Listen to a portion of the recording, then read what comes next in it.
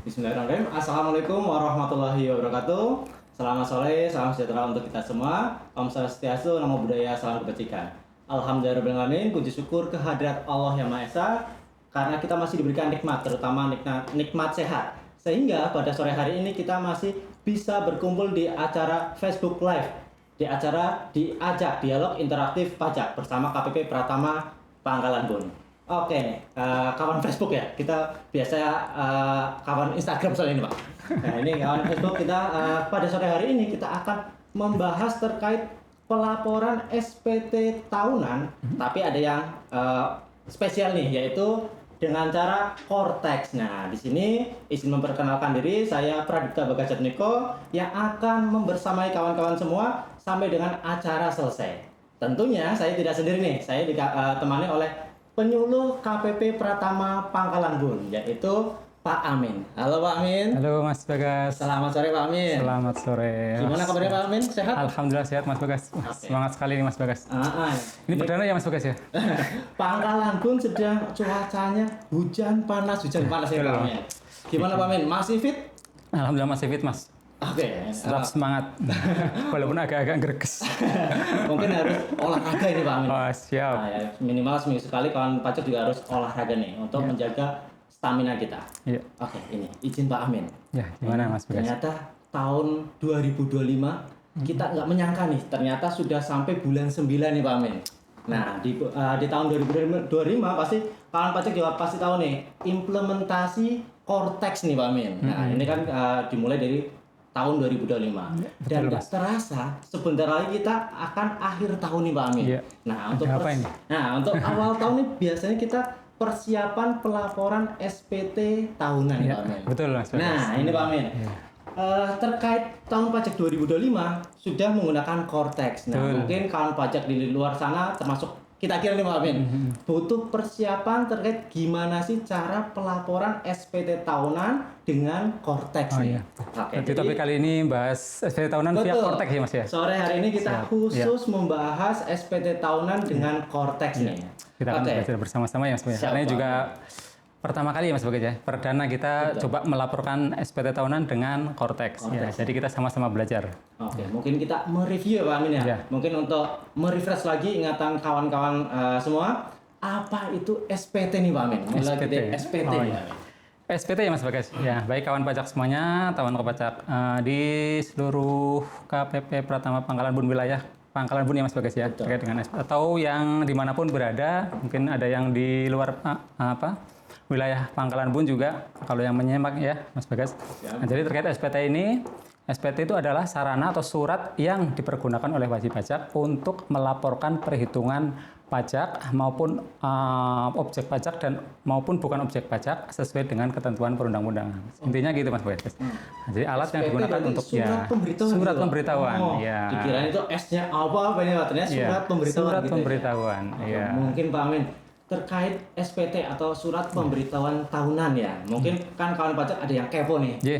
Sebenarnya Gimana? ada dasar hukumnya nggak sih Pak Amin terkait SPT ini? Iya, tentu saja ada ya Mas Bagas ya. Dari terkait SPT ini dasar hukumnya mengacu pada pasal 3 Undang-Undang Nomor 6 Tahun 1983 tentang Ketentuan Umum Perpajakan sebagaimana yang sudah dirubah dengan Undang-Undang HPP Mas Bagas. Undang-Undang Nomor 7 Tahun 2021 tentang harmonisasi peraturan perpajakan seperti itu. Pasti ada dasar hukumnya. Wah, HPP ya yang terbaru. Undang-Undang HPP yang terbaru gitu Mas Jadi Bagas. kawan pajak Bisa- SPT itu tidak semena harus SPT. Kita ada dasarnya Pak ya. Iya. Ada dasar hukumnya yaitu UU HPP tadi. Iya. Oke, terkait SPT juga nih Pak Ya, Amin. gimana Mas? Kira-kira siapa saja sih yang harus lapor SPT tahunan? Apakah orang pribadi ataukah badan atau bagaimana nih? Ada kriteria Oh, iya. khususnya nggak nih Pak Amin? Jadi terkait pelaporan ini Mas Bagas, ada yang kriteria wajib dan yang tidak. Jadi yang wajib melaporkan SPT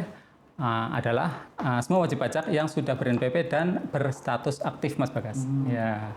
Jadi wajib pajak harus tahu pasti atau mengecek status NPWP wajib pajak atau kawan pajak semua itu aktif atau tidak. Nah, dalam hal tidak aktif, kalaupun mau melaporkan tetap bisa Mas Bagas. Ya, jadi tidak dibatasi. Jadi tapi yang wajib itu yang NPWP-nya berstatus aktif seperti Aktif itu. gitu ya. Ya, Oke, jadi gitu. nggak semuanya sebenarnya. Nggak semuanya. Tetapi kita harus tahu dulu kriteria kita tuh aktif atau non efektif gitu ya. Kalau di istilah pajaknya gitu Pak ya. Aktif atau tidak aktif, efektif gitu ya. Nah, kalau misal nih terkait SPT tahun juga nih Pak Amin. Mungkin beberapa waktu ke belakang nih ada wajib pajak yang ke sini atau ke kantor pajak membawa dokumen nih Pak, membawa laporan yang manual nih, kertas. Nah, apakah di tahun pajak 2025 nanti yang akan dilaporkan awal tahun 2026 itu masih bisa menggunakan pelaporan SPT menggunakan manual tadi Pak? Baik Mas Bagas, jadi terkait pelaporan yang terbaru ini sehubungan dengan adanya implementasi Cortex, maka untuk pelaporan, seluruh pelaporan SPT maupun baik masa maupun tahunan itu wajib melalui Cortex. Jadi wajib secara online. Nah, tapi bagi wajib jangan khawatir, bagi yang terkendala untuk login Cortex-nya silakan datang ke KPP, bisa membawa berkas-berkas kelengkapan, nanti akan kita bantu untuk online kan gitu Mas Bagas. Iya, mungkin banyak wajib pajak yang baru pertama kali lapor atau sebelumnya lapor secara manual, terus ada terkendala, ini kalau mau online gimana sih? Nah, silakan bisa ke KPP terdekat, nanti akan kita bantu untuk pelaporannya seperti itu. Berarti sudah tidak bisa manual ya Pak? Sudah tidak bisa. Oke, jadi kawan pajak di luar sana jangan lupa atau jangan ragu, datang aja ke kantor KPP Pratama terdekat aja untuk menanyakan bagaimana sih cara pelaporan SPT tahunan. Apakah masih bisa menggunakan manual atau tidak? Ternyata tidak ya. Jadi kawan pajak wajib secara online. Bagaimana cara online-nya? Silahkan datang ke kantor pajak terdekat aja, nanti akan dibantu. Oke, ini Pak Amin.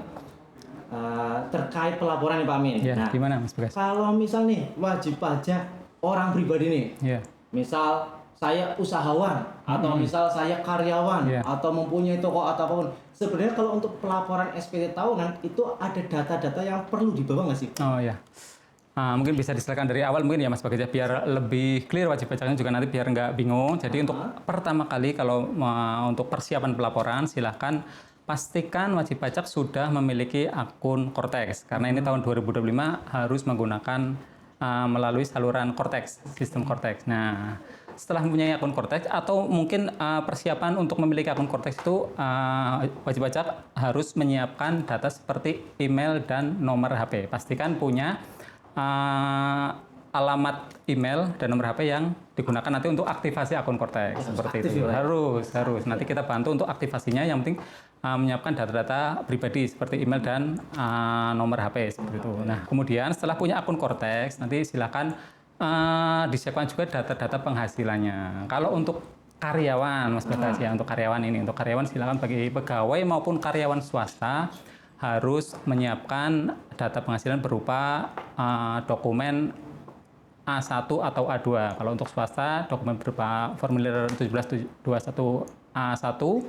Untuk pegawai atau PNS mungkin bisa disiapkan A2-nya. Itu bukti potong dari instansinya. Bukti potong dari instansi. Nanti dimintakan ke bendahara atau ke bagian keuangan untuk formulir tersebut atau dokumen tersebut. Nah, itu sebagai dasar untuk melaporkan SPT tahunan. Nah, kemudian dokumen-dokumen lain terkait bukti potong juga, jika ada bukti potong lain yang tidak final silakan dilampirkan. Dan juga data-data seperti harta kan juga dilaporkan ya Mas Bagas ya, data harta, kemudian juga data keluarga itu juga nanti dilaporkan dalam SPT tahunan. Nah, kemudian untuk orang pribadi yang melakukan usaha ini ya Mas Bagas. Nah, untuk usaha ini juga ada beberapa kriteria Mas Bagas. Ada yang dia menggunakan tarif UMKM. Nah, untuk tarif yang bagi wajib pajak yang usahawan dan menggunakan tarif UMKM, silakan disiapkan dokumen pelaporan peredaran usahanya per bulan atau penyetoran pajak per bulan seperti itu. Jadi wajib pajak harus disiapkan data peredaran usaha tiap bulan, itu harus ada Mas Bagas. Nanti akan dilampirkan ketika pelaporan SPT seperti itu. Kalau yang terkait tadi Pak usahawan, berarti tadi penghasilan bruto ya Pak ya, kotornya ya? Iya, harus ada. Berarti mungkin kalau pajak perlu menyiapkan bulan Januari brutonya berapa, Februari penghasilan kotornya berapa, sampai dengan nanti Desember 2025. Betul Mas Bagas. Itu perlu harus dibukukan atau harus, yang penting ada catatannya aja Pak? Yang penting ada catatannya Mas Bagas. Iya, nanti akan dibantu. Nanti akan kita tuangkan ke ada form khusus di aplikasi Cortex itu untuk menuangkan laporan tersebut. Nah, yang penting wajib pajak sudah punya datanya nih. Tiap bulan dia dapat omset berapa per bulan, itu nanti akan kita hitungkan atau kita laporkan. Kemudian untuk terkait perpajakannya nanti akan Untuk UMKM ya Mas Bagas ya, nanti kan ada penghasilan batas tidak kena pajak untuk orang pribadi itu 500 juta ke bawah itu nggak kena pajak. Yang seterusnya nanti akan diperhitungkan secara otomatis nanti akan dihitung oleh sistem seperti itu. Berarti terkait yang UMKM tadi ada batasannya Pak Ada ya? batasannya untuk orang pribadi, khusus orang pribadi ya. Khusus orang pribadi ya? Ya, Jadi kalau ada batasannya. CVPT atau badan Untuk badan, gitu ya? untuk UMKM tetap.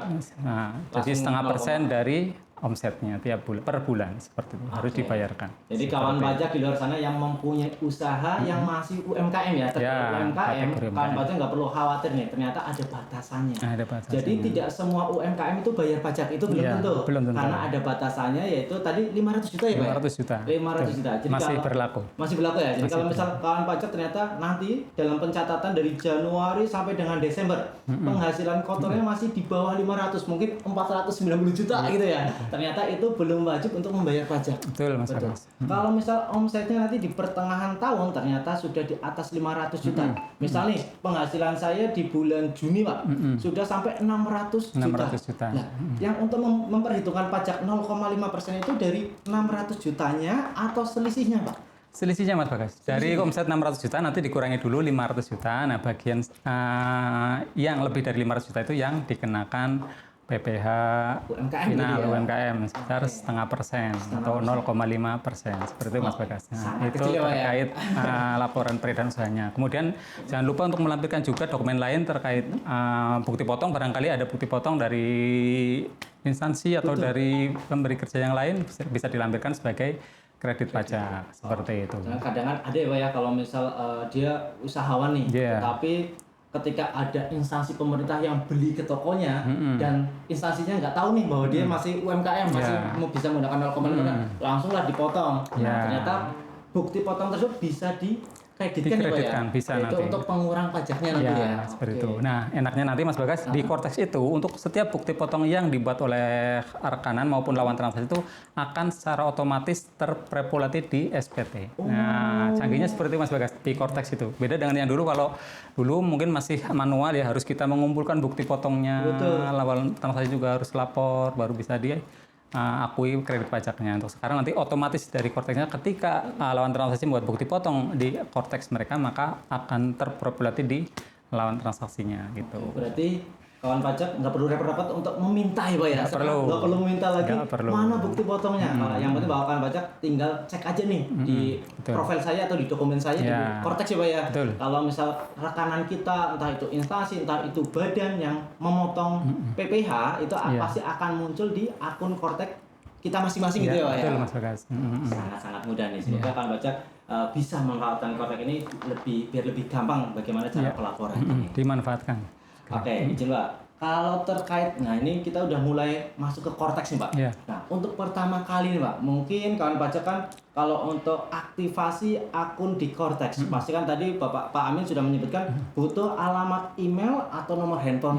Nah, sementara mungkin kan Bapak Ibu di luar sana atau kawan pajak di luar sana ada juga yang pasti, saya juga pasti Pak, kadang lupa terkait email atau nomor handphone. Banyak Mas Bagas, ya, banyak. Bagaimana cara mengubahnya Pak? Apakah saya bisa langsung mengubah langsung, apa harus datang dulu nih Pak ke KPP? Ya, baik. Ini terkait dengan aktivasi akun Kortex, jadi benar ya Mas Bagas, untuk aktivasi ini sangat dibutuhkan data seperti alamat email dan nomor HP, itu wajib dicantumkan. Karena itu jika banyak kasus ya Mas Bagas ya, ketika mau aktivasi Kortex ternyata email yang terdaftar di sistem DJP sudah tidak digunakan oleh wajib pajak. Karena itu dibutuhkan pembaruan. Nah, untuk pembaruan ini sebenarnya di awal-awal tahun ya Mas Bagas, ketika implementasi Kortex itu dibuka saluran untuk secara mandiri melakukan perubahan data email. Nah, tapi seiring dengan berjalannya waktu ternyata saluran ini rentan terhadap penyalahgunaan Mas Bagas. Oh gitu ya Pak ya? Iya, rentan. Akhirnya bisa saja wajib pajak yang berkepentingan bisa melakukan perubahan kalau saluran itu masih dibuka Mas Bagas. Jadi, karena dulu siapapun bisa berubah gitu bisa, ya Pak? Iya, makanya untuk mengantisipasi itu, untuk sementara sekarang ini untuk perubahan alamat email dan nomor HP harus langsung melalui KPP. Jadi kan nanti bisa kita cek bahwa yang bersangkutan yang melakukan perubahan data itu harus wajib pajak yang bersangkutan, seperti itu. Apakah ada dokumen tertentu yang wajib dibawa Pak? Apa cukup hanya bawa yang penting alamat email sama nomor handphone aja nih gitu? Ada Mas Bagas. Jadi untuk aktivasi ini nantinya akan ada verifikasi Wajah bisa gitu ya wajah nanti itu bisa makanya harus datang langsung ya Mas Bagas atau bisa dengan dokumen identitas seperti KTP Oh iya. dan juga KK. Berarti kalau untuk aktivasi ini tidak bisa wakilkan Pak ya? Tidak bisa, Karena saat tadi ini ya tidak bisa. ada Iya. verifikasi wajah juga Ada ya? verifikasi Oke. wajah. Terus perubahan-perubahan lain terkait dengan data keluarga juga diharapkan wajib pajak selain bawa alamat email dan nomor HP juga membawa KTP dan KK Mas Bagas. Ya, soalnya harus kita ada sinkronisasi dengan data dukcapil Mas Bagas. Oh iya iya. Ya, seperti itu. Bukan hanya kita melihat orangnya, tapi kita harus Iya. perlu memverifikasi datanya Iya, Pak ya? betul. Sinkronisasi dengan dukcapil tadi ya? Ya, betul Mas Bagas. Oke Pak, izin Pak, mungkin kawan pajak di sana mulai penasaran nih Pak, mulai penasaran terkait bagaimana sih cara pelaporan SPT tahunan di tahun pajak 2025 yang nantinya pasti menggunakan Cortex. Mungkin dari loginnya gimana, terus nanti iya. aksesnya gimana ya Pak? Baik Mas Bagas, jadi terkait pelaporan SP tahunan nanti ya dalam rangka pelaporan SP tahunan tahun 2025 melalui sistem Cortex, wajib pajak lapor melalui saluran tadi seperti yang sudah kita sebutkan ya melalui Cortex. Nah untuk loginnya, untuk semua data yang ada di aplikasi lama Mas Bagas di DJP Online itu akan termigrasi ke Cortex, kecuali kata sandi. Nah, kata sandi itu tidak bisa dimigrasi Mas Bagas. Oh, iya. Kalau data-data pelaporan yang sebelumnya bisa dimigrasi, nanti muncul di Cortex. Nah, untuk kata sandi itu tidak bisa dimigrasi. Jadi untuk wajib pajak yang mau mengakses Cortex, yang sebelumnya sudah punya akun DJP Online, wajib membuat sandi baru. Nah, sandi baru itu bisa melalui aktivasi akun atau lupa kata sandi di Cortex. Nah, bagi wajib pajak yang sudah punya akun di DJP Online itu bisa menggunakan menu fitur lupa kata sandi di Cortex. Nah, kalau yang belum bisa menggunakan aktivasi akun wajib pajak seperti itu. Berarti aktivasi itu untuk ini, loginya. aktivasi ini atau untuk cara loginya baik dengan cara tadi yang membuat kata sandi baru kata ya Pak? sandi baru. Apakah kata sandi ini sama Pak dengan yang di DJP Online dulu? Kalau dulu kan yang penting 8 digit gitu ya, DJP Online. Kalau yang di Cortex apakah lebih aman lagi atau bagaimana? Ya, ada ketentuannya Mas Bagas. Jadi untuk kata sandi di Cortex nanti ada ketentuan yaitu minimal 8 digit Mas Bagas. 8 digit. Kemudian ada karakter angka, ada simbol, kemudian huruf besar dan huruf kecil. Wah, berarti Untuk keamanan, untuk keamanan ya. ada huruf besar, ada huruf kecil, angka, sama karakter khusus ya Pak? Karakter khusus atau simbol. Karakter Ya. khusus ini berarti bisa add gitu Ya, Pak? Bisa seperti tanda itu. seru, mungkin Ya. pagar. Ya, Jadi seperti kalau itu. baca persiapan dulu ya, untuk kata sandinya. Kata sandi akan dibuat apa? Nah, ini kata sandi sebenarnya untuk pengaman ya Pak ya. Ya. Tapi jangan sampai malah menyulitkan kawan pajak nih Ya. Pak. Kadang nih kata sandi ini sudah sangat aman nih Pak. Kadang ternyata baru beberapa hari lupa nih Pak. Nah, ya. jadi ini kata sandi benar-benar kata sandi yang aman dan nyaman digunakan oleh wajib pajak gitu ya Pak ya. Kalau bisa dibuat note gitu Mas Bagas. Jadi kalau memang sandi ini benar-benar baru, bisa dibuat note untuk nanti Catatan pengingat gitu ya. catatan ya. Kemudian ini terkait loginya, baru loginya Mas baru Bagas. loginya. Belum lapor SPT-nya. Nah, setelah punya akun Cortex sudah jadi ini aktivasinya punya akun Cortex bisa masuk. Nah, yang pertama kali dilakukan ketika login adalah membuat permohonan kode otorisasi Mas Bagas. Apa itu Pak? Nah, kode otorisasi ini adalah semacam sandi penandatanganan, pengganti tanda tangan manual Mas Bagas. Kalau di Cortex itu jadi tanda tangan elektroniknya lah gitu Mas Bagas. Jadi ketika wajib pajak nanti akan melaporkan SPT, ketika mau submit SPT itu harus melakukan tanda tangan elektronik. Nah, sandi itu atau paspres kode otorisasi itu nanti harus dimasukkan sebagai pengganti tanda tangan manual.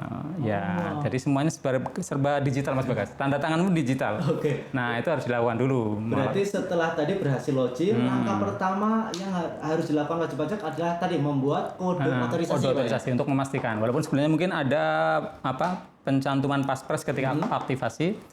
Nah, untuk memastikan barangkali nanti ketika submit pelaporan gagal, pastikan wajib pajak sudah punya kode otorisasi, sandi kode otorisasi. Ya, biasanya ada karakter khusus di kode otorisasi dan kata sandi yang berbeda. Kadang sandinya ketika dimasukkan walaupun disamakan di awal gitu Mas Bagas, ketika dilakukan penandatangan dokumen elektronik itu nggak bisa. Nah, silakan gunakan fitur permohonan kode otorisasi di menu portal saya. Jadi di menu utama itu ada di pojok kiri atas ada portal saya, ada permintaan kode otorisasi. Nah, tinggal diklik nanti masukkan pilih yang kode otorisasi. Ada pilihan kode otorisasi, Kode kemudian otorisasi masukkan, DCP itu ya? kemudian dibuat passphrase-nya di situ.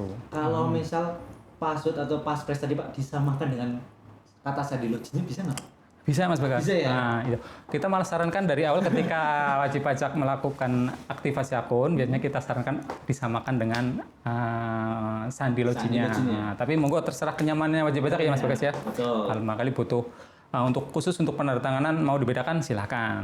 Ketentuannya tetap sama, minimal 8 digit, ada huruf besar, huruf kecil, ada karakter sama angka. Seperti itu. Karakter atau simbol. Ya. Siap. Jadi mau disamakan mau beda silakan. Silakan. Yang Sesuai penting kenyamanan. Bapak Ibu wajib Ya. ingat ya. Nah, Kalau misal login sama tanda tangan tadi beda, berarti Bapak Ibu harus mengingat nih Ya. 2 password kan Ya. itu.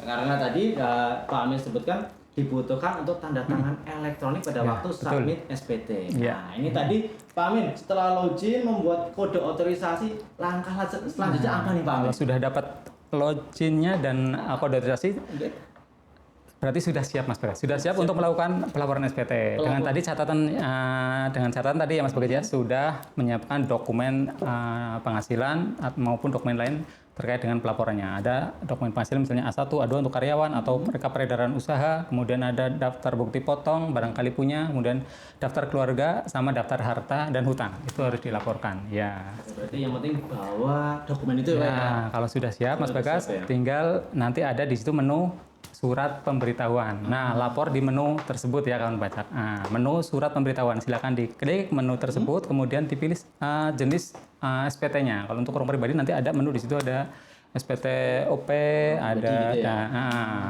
tinggal diklik kemudian dilanjutkan sesuai dengan petunjuk di aplikasi di situ Mas Bagas. Untuk tutorial lengkapnya ada sudah banyak beredar di YouTube Mas Bagas. Oh, di YouTube ya? Iya, sudah banyak.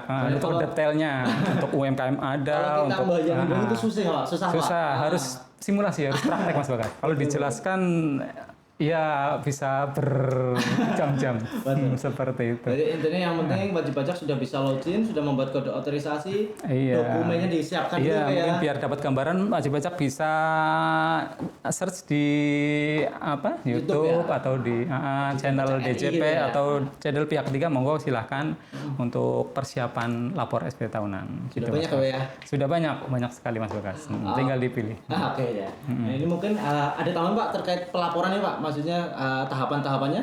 Tahapannya Sudah ya, seperti sudah yang seperti itu. penting Mas Bagas. wajib Iya. pajak sudah bisa login, dokumennya disiapkan, nanti akan ada menu di surat pemberitahuan Iya, gitu ya, betul, Mas Bagas. memilih tadi tahun pajaknya, tahun pajak 2025, nanti akan ada formnya ya Pak ya. Ada nanti. Kalau untuk SPT tahunan OP yang Iya. karyawan, kalau nggak salah hanya 2 ya Pak ya, maksudnya Iya, untuk OP sama badan saja Mas Bagas. oke. Pilihannya nanti. Kalau yang dulu kan Mas banyak pilihannya. Untuk OP saja dulu itu ada SPT 1770, Betul. SS, kemudian usahawan. gitu ya. Dulu dibedakan. Sekarang untuk di Cortex lebih di Simpelkan gitu ya. seperti itu. Untuk tinggal nanti pilih aja nanti akan menyesuaikan formulirnya. Formulirnya ya. Mau usahawan maupun karyawan nanti bisa dipilih di satu form itu, form Kira-kira orang pribadi. lebih sulit apa lebih gampang nih Pak? Nah, kalau yang sudah kita coba ya Mas ya, ini lebih mudah insya Allah. Lebih mudah ya?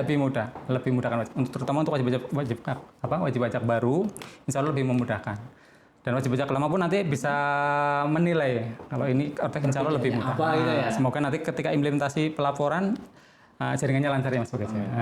Pastikan jaringannya juga lancar. Itu syarat wajibnya harus. Karena online ya, Harus menggunakan jaringan ya? internet seperti itu Mas Bagas. Jadi kan Cortex ini diciptakan untuk memudahkan sebenarnya gitu ya. Jadi kalau misal kemarin Bapak Ibu sudah bisa laporan SPT tahunan menggunakan DJP online, harusnya sekarang menggunakan Cortex pun aman-aman aja gitu ya Pak ya. Harusnya gitu. Dan harusnya lebih memudahkan. Karena Ya, tadi betul, Mas semuanya sudah serba digital, sudah bukti potong kita nggak perlu minta, langsung ada di dokumen saya gitu. Dan nanti Bapak Ibu tinggal mendownloadnya sendiri gitu ya. Betul. Oke, mungkin terkait SPT tahunan, langkah-langkahnya sudah agak jelas nih Pak, maksudnya gitu. Ada gambaran lah yang masih Cuma nanti kita masih perlu menontonnya di YouTube atau mungkin prakteknya Pak ya. Atau mau langsung ke KPP untuk kita Boleh, ya? asistensi juga monggo silakan kita buka selebar-lebarnya ya Mas Bagas ya. Oke, Untuk betul, Pak. asistensi. Nanti kita juga akan membuka semacam apa Mas Bagas? Kelas Kelas khusus gitu ya, asistensi. untuk Iya. SPT tahunan Nanti gitu akan ya? kita sementara ya karena jumlahnya terbatas kita kan kapasitas di aula kita juga terbatas ya Mas Bagas ya. Karena kita undang beberapa untuk terutama yang wajib pajak yang sudah rutin lapor SPT, wajib pajak prioritas nanti akan kita undang untuk kita asistensi untuk tata cara pelaporannya. Seperti itu Mas Ada Bagas. rencana gitu ya? Ada, tata pajak ya? pasti Jadi, harusnya ada. kalau untuk Iya. praktek lah ya, praktek untuk Praktek, yang simulasi. pertama. Kira-kira Iya. berapa WP itu, Pak? Ratusan Mas Bagas. Ratusan ya. Banyak.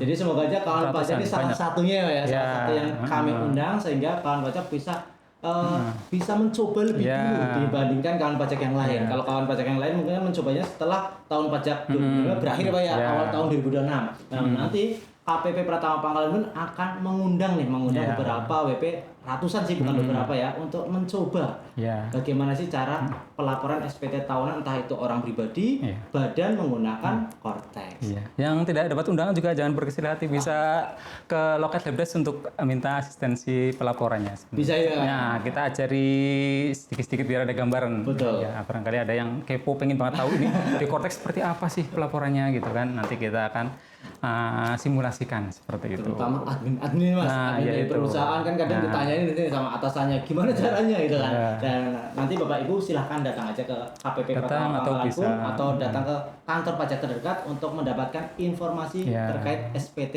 tahunan menggunakan Cortex. Atau menghubungi AR yang bersangkutan. Boleh banget itu ya. AR. Jadi wajib pajak kan punya ada AR yang mengawasi ya Mas ya. Bisa menghubungi AR yang bersangkutan. Untuk mendapatkan informasi itu ya Pak. Ya, betul Mas Oke, Bagas. terkait SPT tahun Pak.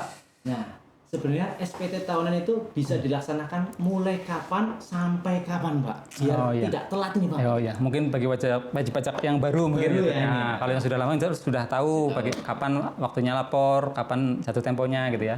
Jadi sebagai informasi tambahan terkait dengan pelaporan SPT tahunan ini, SPT tahunan dapat mulai dilaporkan sejak mulai tutup buku ya Mas Bagas ya. Untuk tutup buku maksudnya setelah lewat tahun bukunya tanggal 31 Desember. Nah, untuk pelaporannya bisa dimulai dari awal Januari seperti itu Mas Bagas. Ya, Januari bisa 1 Januari paling lambat tanggal 31 Maret untuk wajib pajak orang pribadi ya. Jadi perhatikan untuk wajib pajak orang pribadi batas akhir pelaporannya ada 31 Maret 2026 untuk tahun pajak 2025 dimulainya mulai 1 Januari. Nah, kemudian untuk yang badan ya Mas Bagas ya masih sama ketentuannya seperti tahun sebelumnya adalah paling lambat tanggal 30 April. Nah, bisa dimulai awal tahun juga tanggal 1 Januari itu bisa melaporkan seperti itu. Jadi waktunya cukup pomber Mas Bagas. Harusnya tidak Jangan sampai telat ya, Pak, jangan ya. sampai telat ya. Waktunya masih panjang. Kita kasih waktu yang cukup untuk persiapan pelaporan seperti itu.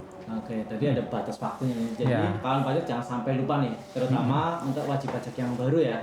Orang pribadi dari awal Januari sampai dengan akhir Maret. Ya, Kalau untuk yang badan awal Januari sampai dengan akhir April ya Pak. ya, Akhir itu Mas Bagas April. ya. Nah, tapi Pak, mungkin nih Pak, kawan pajak di luar sana khususnya untuk SPT tahunan orang pribadi atau badan yang menggunakan Cortex nih Pak, mungkin karena masih baru mungkin Pak ya, mungkin ada kesulitan Pak.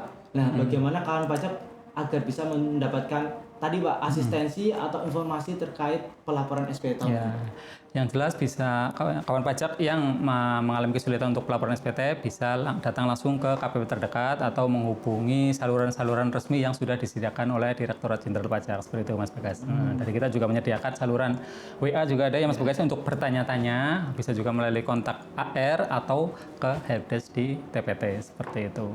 Atau langsung ke kantor pusat mau lewat kering pajak boleh itu. Boleh ya? Nah, boleh atau lewat medsosnya akun DJP juga ada, kita ada di Twitter ada, di X, di FB bisa untuk bertanya-tanya di situ.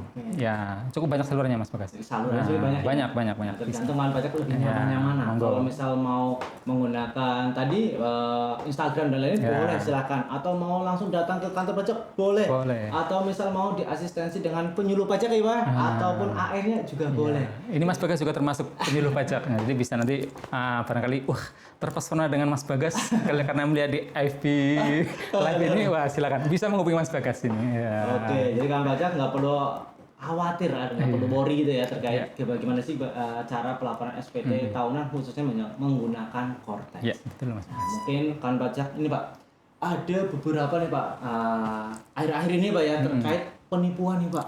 Wah iya, lagi marak-maraknya. Apakah benar pelayanan di KPP itu gratis atau bayar sebenarnya Pak? Ini banyak sekali dapat yang WA saya tertipu segini-segini, nah itu kan kasihan. Iya.